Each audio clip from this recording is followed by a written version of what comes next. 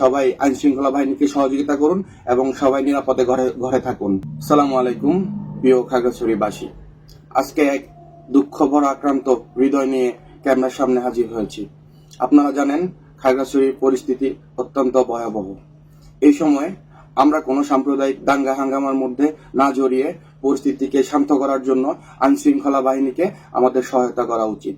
আর যারা বিভিন্ন মেসেজে জানতে চাইছেন যে পার্বত্য চট্টগ্রাম ছাত্র পরিষদ এই মুহূর্তে কোনো ধরনের কর্মসূচি রাখছে কিনা, আমরা তাদের উদ্দেশ্যে বলতে চাই, আমরা আপাতত খাগড়াছড়িতে কোনো ধরনের কর্মসূচি রাখছি না। কারণ আমরা ইউপিডিএফ এর যে পাদাফাত, তারা চাচ্ছে পার্বত্য অঞ্চলকে একটি সাম্প্রদায়িক দাঙ্গাতে রূপান্তরিত করে বহির্বিশ্বের কাছে একটি মেসেজ দেওয়া যে পার্বত্য অঞ্চলে উপজাতিরা বাঙালিদের কাছ থেকে নির্যাতিত, সেনাবাহিনীর কাছে নির্যাতিত।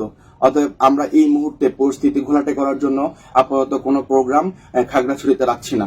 আমরা সবার কাছে এতটুকু আহ্বান করব, বর্তমান পরিস্থিতি অনুযায়ী সবাই 144 ধারা চলতেছে, সবাই আইন শৃঙ্খলা বাহিনীকে সহযোগিতা করুন এবং সবাই নিরাপদে ঘরে থাকুন।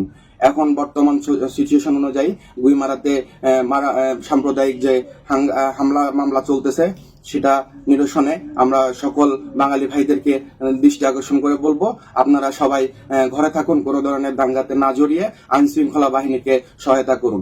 ইউপিডিএফ যে এক গভীর ষড়যন্ত্র জাল এই পার্বত্য অঞ্চলে ফেলে রেখেছে, আমরা সেই জালে ধরা না দিই, আমরা কোনো ধরনের সাম্প্রদায়িক দাঙ্গা হাঙ্গামার মধ্যে না জড়াই। কারণ সাম্প্রদায়িক দাঙ্গা হাঙ্গামা কোনো সময় কোনো জাতির জন্য ভালো কিছু বয়ে আনেনি, বরঞ্চ আমরা সবাই সবসময় উভয় পক্ষ ক্ষতিগ্রস্ত হয়েছি।